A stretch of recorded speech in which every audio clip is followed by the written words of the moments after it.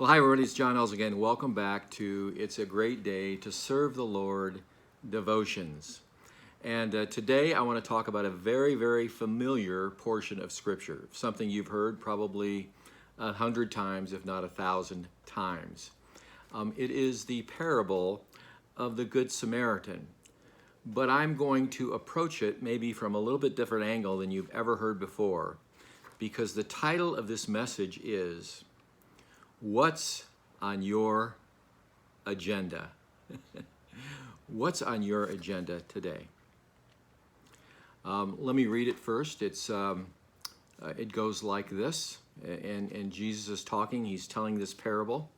He said, "It was a man was going down from Jerusalem to Jericho when he was attacked by robbers. They stripped off his clothes, beat him, and went away, leaving him half dead. A priest happened to be going down the same road, and when he saw the man, he passed by on the other side. So too a Levite, when he came to the place and saw him, he passed by on the other side. But a Samaritan, as he traveled, came where the man was, and when he saw him, he took pity on him. He went to him, bandaged his wounds, pouring on oil and wine. Then he put the man on his own donkey, brought him to an inn, and took care of him. The next day, he took out 2 denarii, gave them to the innkeeper, and said, 'Look after him, and when I return, I will reimburse you for any extra expense you may have.'" Jesus says, "Which of these 3 do you think was a neighbor to the man who fell into the hands of the robbers?" The expert in the law replied, "The one who had mercy on him." Jesus told him, "Go and do likewise." So the question comes, I think, who is this guy, the Good Samaritan? Now, it's a parable, and it is a story to tell a particular truth, a particular thing that we need to value. Jesus tells these parables very distinctly, very clearly, very powerfully. And so because it's a parable, I believe that we can imagine. We can kind of fill in the blanks. We can maybe assume some things. And so my question is, who is this guy? Who is this Good Samaritan? And I think that I would like to think he was a business person, that he was on the way to a meeting. And he had a lot of things to do. He had a lot on his agenda. He had a lot of things planned. He was a busy guy. And he certainly had other things planned for that day and for the next day. I believe he was probably a common everyday person. Now, the contrast between priest and Levite and the Samaritan was, spiritually speaking, a contrast between the most spiritual, the most desired, the most well-spoken of, versus a Samaritan guy who is at best a common person who's not really as spiritual as he should be. They're not seen as the spiritual leaders of the day.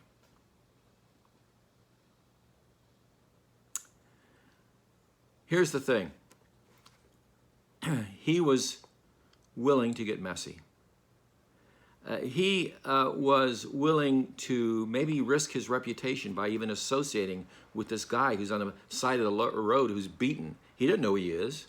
He don't know what he's all about. He don't know what kind of things he did or didn't do. Life is messy. Life with other people is messy. Now this guy, he went out of his way to help him, the guy that was beaten and left at the side of the road, to care for him and to serve him. And then not only that, not only did he care for him, he took him to a hotel. He paid for it, and he gave the innkeeper, the hotel keeper, the hotel manager some extra cash, because on his way back from his meetings, from his busy day, from his busy schedule, he was going to check in on the man and check in with the innkeeper and see what needed to happen. Dear friends, what's on your agenda today? What's on your schedule today?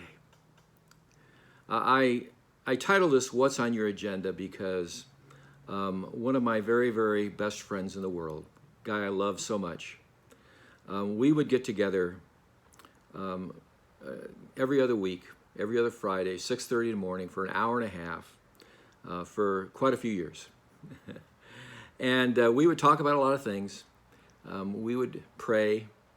And this man that I care for so much, so often in his prayers, he would say, Lord, what's on your agenda today? Knowing that we all have plans, we all have agendas, we all have busy people, we all have the urgent things to attend to, we all have meetings to go to, we all have business to attend to. We got a lot of stuff going on. Maybe he had a big family. We also have our families to attend to. But he was willing to stop all of that, to dodge all of that, to get rid of all of that, to set all of his own interests, his own agenda, his own needs, his own plans aside to attend to somebody that had a need, to do something different than what he planned. I think that we need to be that way. I need to think that we need to face every single day, as my friend does, and say, Lord, what's on your agenda today? I got a lot of stuff going on. But Lord, what's on your agenda? Give me the eyes to see, the ears to hear, the heart to feel, the things that come my way that maybe I hadn't planned on, but God had planned on it for me. Dear friends, my challenge to you this day, this week, will you be willing to say and ask each day, God, what's on your agenda today? Will you be willing to alter your plans and go out of your way to do something different? Maybe to help somebody. Maybe to invest your time in something you hadn't planned on. Will you be willing to get messy, inconvenience yourself, associate with somebody who maybe not be quite as spiritual as you are, or put together as you are, or maybe somebody you actually disagree with, or even don't like or care for?